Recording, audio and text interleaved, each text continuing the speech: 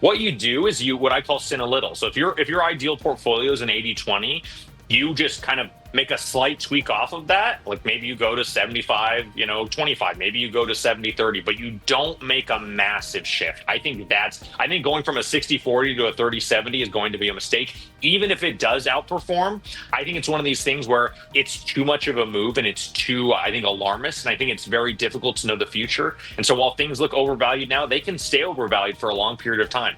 And that doesn't mean that the stocks necessarily need to crash. They could just sizzle for the next 10 years. And, relative to other things, like I think maybe it's just the answer is just okay, you make a slight tweak and you just keep buying and you focus on other things, right?